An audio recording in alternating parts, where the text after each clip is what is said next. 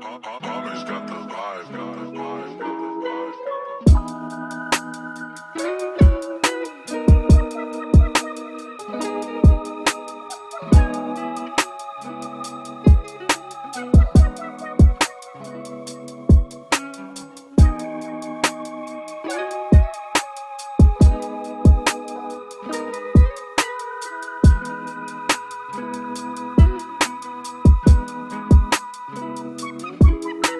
Hello, welcome back to my YouTube channel. Today we're going to be going over a session from Hustler Casino Live, which actually hasn't happened yet. It is Friday around noon. I'm out for a walk somewhere in Anaheim, and I'm about to go home, eat something, and get ready to go play some High Stakes Friday. I believe the game today is either 5,100, maybe 100, 200. You guys know how it goes. I also played on Wednesday a few days ago, but nothing really interesting happened. In fact, I was card dead most of the day. Only interesting hand was this one here, where I had pocket kings and ended up making a full house versus ace queen. Aside from that, nothing too exciting happened. I think today might be a little bit different though, because it's Friday and we have some action players in the lineup. So fingers crossed that things go well. Before heading to the casino, on a slightly or very unrelated note, if anyone out there is interested in potentially singing / recording vocals in a home studio that I'm building for music production, reach out to me at this email here. I'll also put the link in the description for my email. Send me a voice memo or some sort of recording where I can kind of get an idea of how you sound. I'm gonna hopefully find someone to record on an upcoming project I'm working on. Anyway, let's get back to poker. That's what this channel is about. That's why you guys subscribed, I think. See you guys from the casino.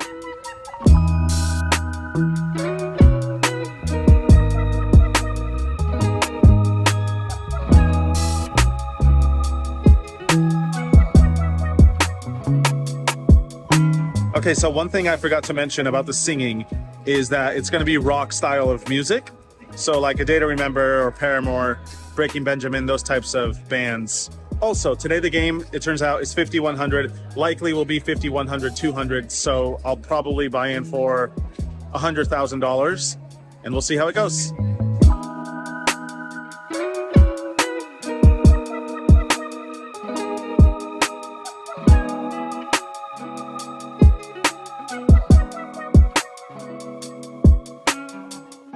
All right, guys, lots of hands to go over today. So we're going to be moving through these semi-quickly. In the first one, I get ace king. I raise it up to 300. Raymond and Son make the call. Dentist Dave calls on the button. And then Andy squeezes from the small blind to 2,200. Gets back around to me, and I've got some very good cards with the ace and king. So I'm going to raise it up one more time. I make it $7,200. The players behind me folds, but when it gets back to Andy, he's not done with the hand just yet. In fact, he raises again, bumping it up to $20,000. Quite the strong play. With ace-king offsuit, I don't think it's the best idea to stick a bunch of big blinds into the middle. We have position, and Andy can be pretty wide, even though he did put in $20,000. He's quite the action player, so I decide to just call in position and see what happens. Flop comes down 9-Jack-4 with 2 clubs and 1 diamond. Andy checks it over to me on this board, which I found interesting. I figured he'd bet small with all of his hands after 5 betting pre-flop. But at this point, I'm pretty used to having no idea what Andy is up to. He's quite the tricky player. When it's on me, I think a bunch of my hands could get away with a small bet, including pocket tens, pocket jacks, any overpair, all the way up to aces, and of course, some bluffs in there as well, which I think ace-king fits the bill for. We could get folds from the same hand, and if he does have a hand like pocket tens or just a single pair holding, maybe even ace-4 suited, for example, we could benefit from taking the betting lead in this one. So I put in a bet of 25% pot, $10,300. Andy has flopped himself middle pair, which I definitely did not expect in the moment. So he makes the call, and we get a great turn card. It's the ace of hearts, improving my hand to close to the nuts. Granted, this was a 5-bet pot, so ace-king, even though I did hit an ace, isn't necessarily the strongest hand in the world, but of course I feel better about it now. Andy checks again, and even though, like I said, this card is awesome for me, it's generally going to favor him a lot more than me, so I decide to check it back and stay somewhat balanced. River card comes the Jack of Clubs, which I think is an interesting one. It pairs the top card on the flop and introduces a flush, but given all the action that went down pre-flop, it's unlikely either of us will have a flush or a jack even, for that matter, so I'm not super worried about it. Once again, I'm a little thrown off by Andy's decision here to check once more. I would assume on a board like this, given all the action and the way it's gone down, he would almost always lead on the river.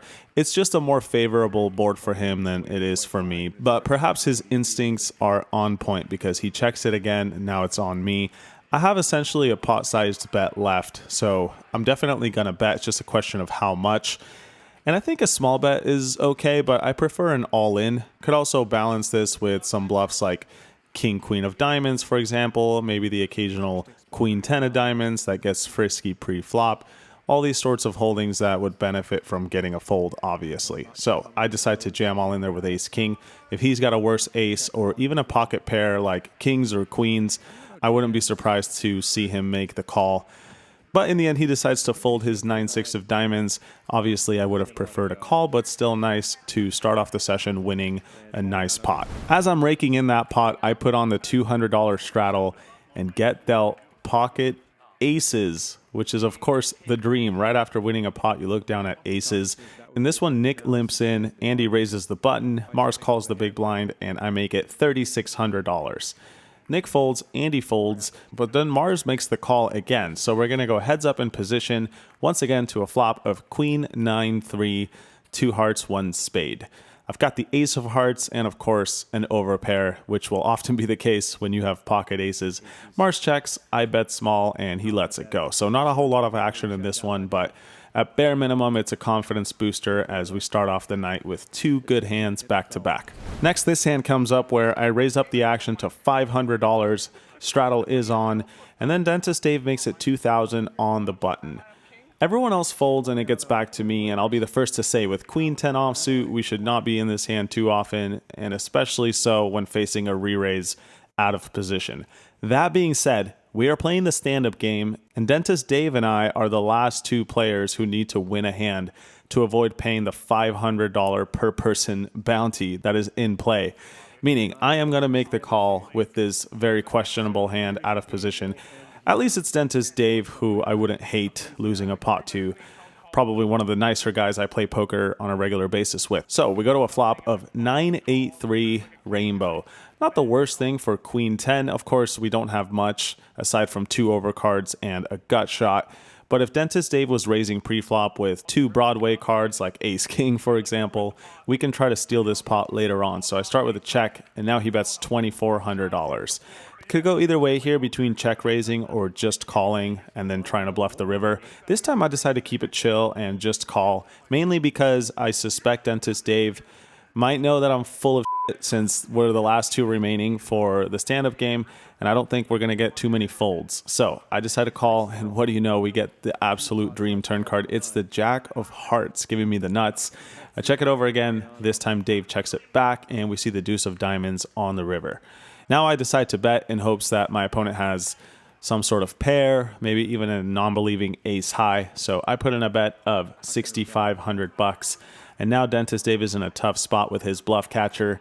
If he folds, then he has to pay the bounty. If he calls, then he might pay me off in the hand and then pay the bounty anyway if he's wrong.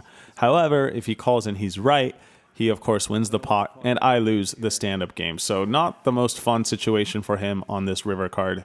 In the end, he decides to make the speculative call, which in this case is the wrong choice for him, but lucky for me because we end up getting maximum value with the turned straight.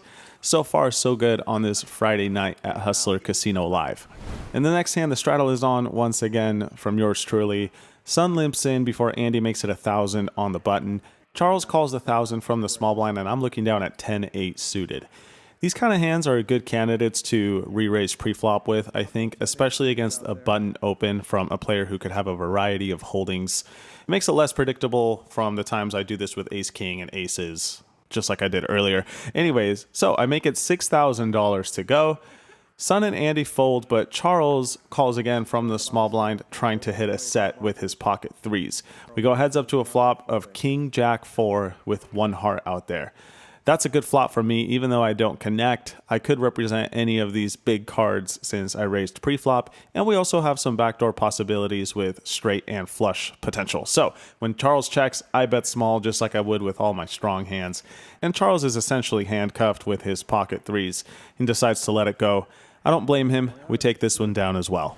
And the next interesting hand, I make it $500 to go before Raymond makes it $3,000 on my direct left.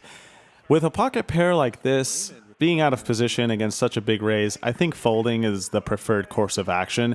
In fact, even though I do end up calling, I just think that's kind of a bad play, no matter what ends up happening. But I do make the call, as Raymond can be a little adventurous pre-flop, shall we say. And I suspect I'll have the best hand more often than not. So I make the call, and we go heads up to a flop of 9-6 deuce with 2 clubs and a diamond. I check it, he bets 4,000, and I make the call. I don't think he'll be connecting super often on a board like this, especially when you consider that he could be re-raising with a lot of different hands pre-flop.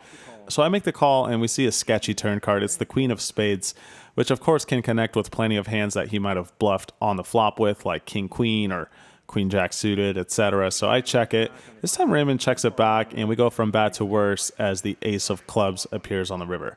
I check it again, and this time Raymond decides to check back his top pair. I show the fives. They are no good against his Ace 7 of Spades. Not the biggest pot of the night, but we are going to be losing this one.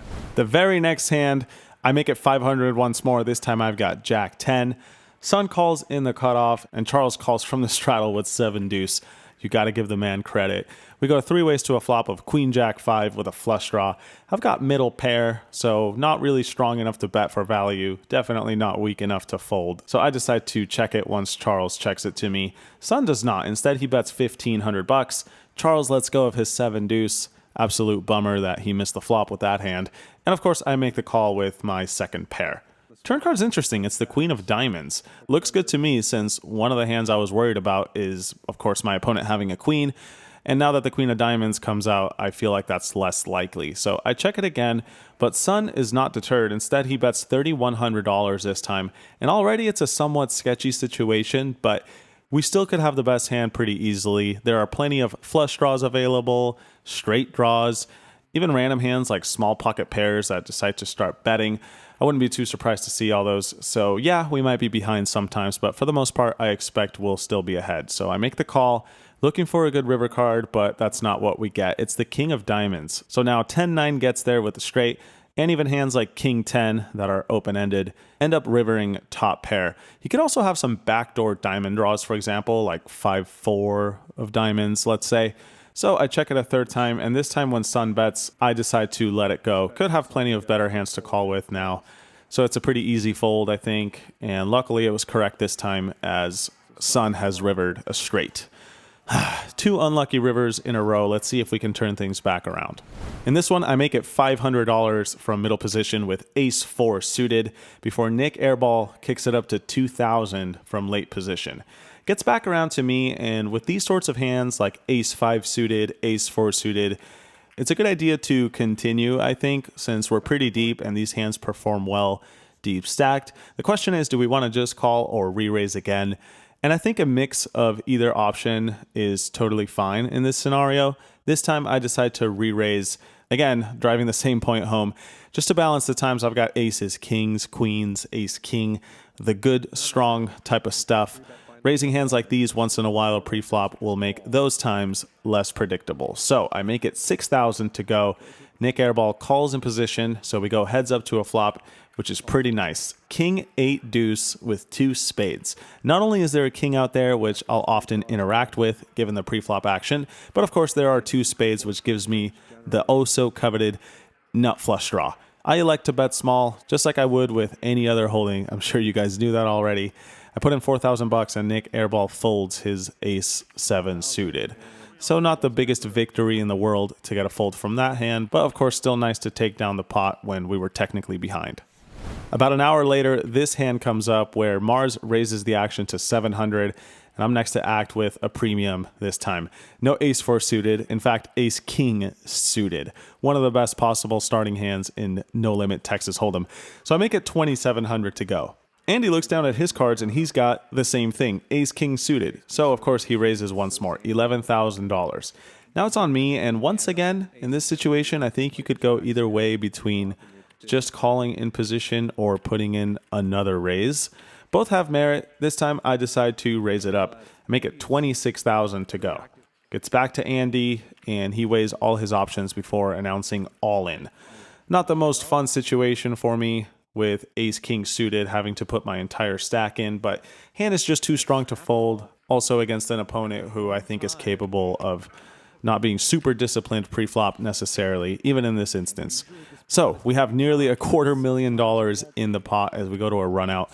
Andy only runs it once, so we are just going to see one board. There's no help on the flop or turn, which I'm not going to lie was a little bit scary, but the river does bring an ace, so we should win this one almost always unless we're up against pocket aces. But Andy turns over ace king, so despite all the fireworks, this hand will just result in a simple chop and we each profit $475. A short while later, this hand comes up where I raise it up to 500 with pocket nines. Nick Airball makes it 2,500, a few players to my left. Gets back to me and I make the call with a middle strength pocket pair. Looking for, there it is, the 9. King 9-7 with 2 clubs.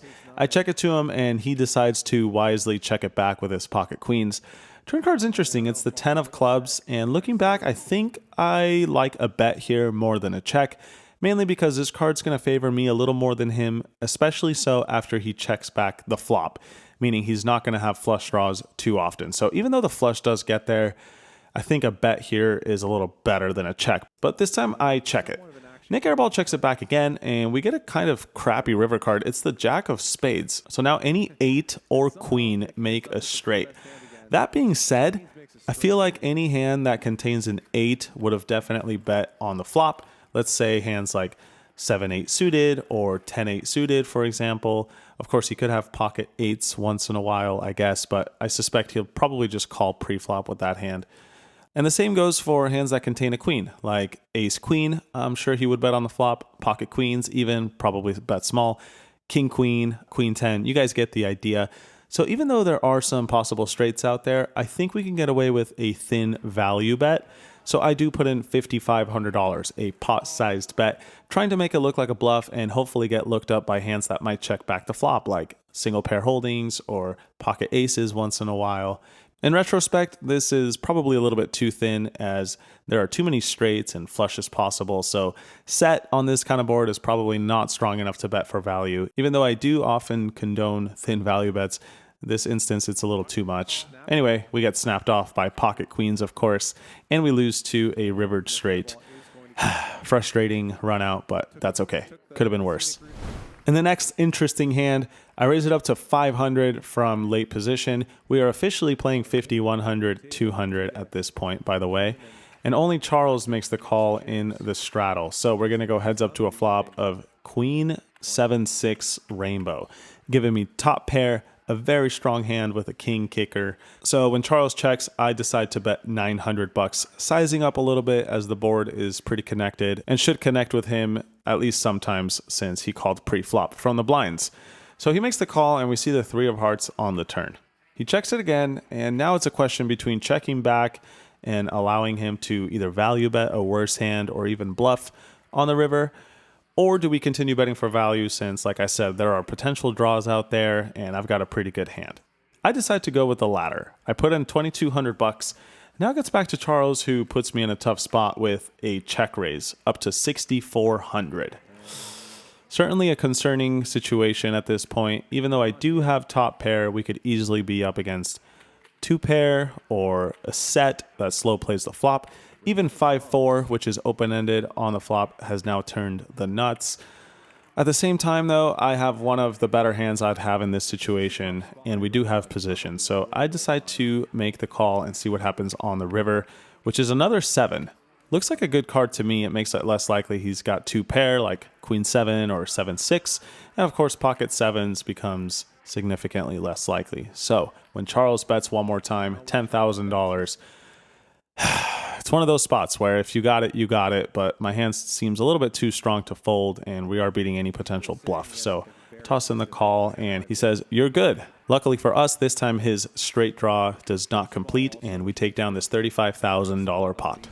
Here's another interesting hand where Andy raises to 600. Mars calls in the big blind, and I'm looking down in the straddle at ace queen of spades. Is it fair to call this a premium? I think it's a premium. Maybe it's not. Either way, it's a very good hand, to say the least. So I raise it up to 3,600. Andy defends his king 4 suited, but Mars gets out of the way. So we're going to go heads up to a flop of jack 4 deuce with 1 spade. Pretty dry board. We've got 3 to a straight, 3 to a flush, and 2 overcards. All that to say, our hand is worthy of a small bet. Would do the same thing with all my holdings pretty much on a dry board like this. So I make it $2,400, and now Andy decides to raise it up to 7,100 with his middle pair. Pretty interesting play. Not really sure if it's a value raise or a bluff. Perhaps he puts me on ace king and is trying to charge me. Not super sure. Either way, like I said, we've got 2 overcards, 3 to a straight and 3 to a flush, and we are both pretty deep, meaning making our hand could be quite profitable. So I decide to call and see if we turn any good cards. The 3 of hearts is definitely not one of them. So I check it again. This time Andy bets around the size of the pot, 20,000 and change. Again, not sure if it's a bluff or what exactly the intention is, but whatever it was, it's definitely going to work because I am going to fold my ace high at this point. Nice hand, Andy. He takes this one down. A few rounds later, this one goes down where there's a few limpers before Mars makes it 1,000 on the button. I am in the small blind with king 10 of diamonds. Straightforward re-raise in my opinion. Don't really want to call too many hands in the small blind, and Mars could be pretty wide after raising the button over some limpers. So I make it 4K to go. Andy now calls after limping pre-flop with his pocket 3s, and Mars calls as well on the button. He doesn't have the best hand ever, but hey, he's got position and a dream. So we go 3 ways to a flop, which is amazing. For king 10 of diamonds, it's ace, jack, 9, 2 diamonds, and it's the ace, jack of diamonds, which officially means I've got a royal flush draw. You don't get to say that every day. Of course, this is also a good board for me as a pre-flop raiser with an ace and a jack out there. So I decide to continue betting 4,100 into the middle. Andy folds his pocket 3s, but Mars is not done with it just yet. Not only is he going to continue in the hand, but he's actually going to raise it up to $11,000 with his middle pair. Once again, I'm not entirely sure if this is a bluff or a protection raise of sorts. Who am I to question the strategies of a man with red hair? All I know is I've got a big draw, so I make the call, and we get some help on the turn. It's the 8 of clubs, which now means I am open-ended as well, as opposed to just a gut shot to the queen. A 7 would also give me a straight now on the river. That said, Mars is the one who raised on the flop, so I am not going to lead out despite improving just slightly on this turn card. I check it to him once more. Let's see what he does. It's going to be interesting if he does put in a bet. I think much of my decision is going to be based on how big the bet is compared to the pot. But it seems that moment won't come because now Mars checks it back with his pair of jacks, and we go to a river, which is very sweet. It's the 5 of diamonds. Honestly, of course, I would have preferred an offsuit queen, which would have given me the nut straight and given Mars 2 pair, but beggars can't be choosers. Now it's a question of do we want to lead out or check to him once again? And I'm going to be honest, I'm not 100% sure. This was a really confusing hand given all the pre-flop action and his raise on the flop. This was definitely a weird one, and I'm not going to pretend to be some expert about what is the best course of action here. But usually if you have a good hand and you're out of position, I think betting is the way to go when your opponent has checked back on the previous street. So that's what I do. I put in 2/3 the size of the pot, $24,000, hoping to put him in a tough situation if he checked back the flop with a top pair or maybe even a 2 pair, let's say, which I do think he might have done after raising the flop. Let's say I call. Maybe he checks back the turn with like ace 9, but it turns out Mars has a pretty weak hand, just second pair with no diamond. So he lets it go. We don't win a whole lot, but always nice to make the nuts regardless. And that brings us to the last interesting hand of the night. Once again, the stand-up game is on, and I am in a desperate situation with, I believe, 2 players remaining. It might have been 3 left to win a hand. I need to get one of these buttons so I can avoid paying that bounty. That's the backstory for this hand. Here we go. Mars limps from first position, and I raise next to act to 1400 with 7-4 suited. Questionable to say the least, but that is what I did. Now it gets to Charles in the straddle, and he re-raises to 4800, and he's got a nice hand, ace-5 suited. Now it gets to me, and I've got position, but that's about it. My hand is miserable. Should probably fold this one like 90% of the time, if not more. But this time, I do not do that. I have a good image. I've been running pretty decent tonight, and I think Charles is going to give me some credit for good hands on quite a few runouts. So I decide to say YOLO and gamble a little bit. I make the call, and before we go to a flop, Charles offers me a cheers with these Coronas. Pretty sweet moment. Anyway, we go to a flop with 10K in the middle of Jack 7-5, 2 diamonds, 1 spade. So we've got middle pair, but not much else aside from that. Charles decides to check it, and I bet small for protection/value. If my pair was bigger, like a jack, or let's say somehow I had a hand like pocket queens that slow plays pre-flop, I think it's okay to check, but usually the smaller the pair, the higher my tendency to bet for protection. So a 7 could definitely use some shielding from any 2 overcards Charles might have. So I put in a bet of 3600, but Charles isn't done with it. He makes the call. Turn card is the deuce of clubs, and he checks it again. Now it's a question of, do we want to continue betting or check back and see what happens on the river? And again, I think both are good options, but Charles could definitely check raise if I bet small. He does tend to do that sometimes, especially if he senses weakness, which of course, in this instance, I am quite weak with just a measly pair of 7s, no kicker. So I decide to check it back. River card's not great. It's the king of spades. So now if he floated the flop with, let's say, ace king, for example, we of course are losing the hand, and that's if we were ahead to begin with. So when he now leads out for 4400, it is a pretty miserable spot for myself. It is a small bet, I'll say that. We're getting a pretty good price and don't have to be right too often. When you consider how big the pot is and how big Charles bet, it's tough to say no to such a fair offer. At the same time, I wonder how many times we'll actually have the best hand, if ever. Seems like a very rare situation. So yeah, you could see me tossing and turning here, trying to think it over. In the end, though, I do decide to give my man Charles some action. If you've got me beat, you've got it. Who knows? Maybe he's bluffing. Maybe he's got ace-5 suited, which of course I beat. And that's what's going on here. In fact, when I called, Charles says 1 pair. So I say you win, and it turns out he's got the 1 pair I could actually beat, ace-5 suited. Accidental slow roll from myself. Sorry, Charles, next time the beers are on me. But anyway, that was the last interesting hand of this session on stream. Stay tuned for one of the biggest pots of the night, which happened a little after the cameras were shut off. As always, I hope you guys enjoyed the hands.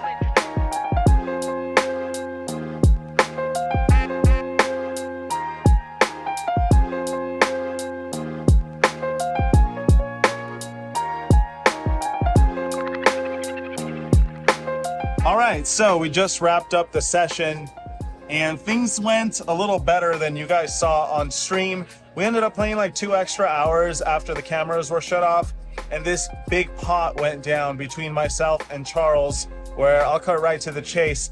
I was dealt pocket aces. He raised to 300. I made it 900. Someone called the 900. And then it gets back to Charles, who makes it 4,000. Back to me now. I make it 12,000 or so. Player behind me folds, gets back around to Charles, and he is not done raising. He makes it like 30,000 or something like that. At this point, he had like 50K behind or some amount. I didn't even actually count. But he put in a considerable amount of his stack, so I don't expect him to fold at this point. It ain't rocket science. I jam all in with the aces. He makes the call, and I got both runouts on camera for you guys. We decided to run it twice because it was a pretty big pot. Let's cut to the video.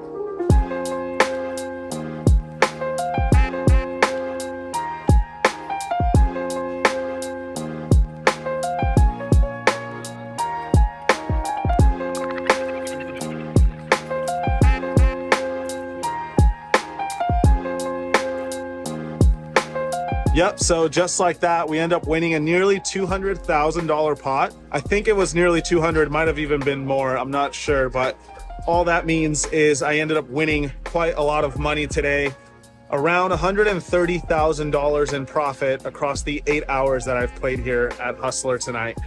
needless to say, this is a great result, especially on the back end of a major downswing. Let's be honest, the last 3 months haven't been too pretty to me. So the fact that the last handful of sessions have gone well is more than welcome. And this session tonight, chef's kiss so far, November, has been great. By the way, shout out to Hustler Casino Live for improving their production on a regular basis. In this instance, we got a new table here, and this thing is gorgeous. It's nice to play on. No complaints whatsoever, so thanks to them. But yeah, that's all I got for today, guys. As always, thank you for watching. Thanks for the support. Stay tuned for some interesting vlogs coming up. I'm going to be heading to Houston, where I'm going to be playing in a stream, and some more Vegas travel, I think, across the next few weeks. So some cool videos to look forward to. Thank you guys, as always. Couldn't be here without all y'all's support. Good luck at your local tables. Until next time. Peace.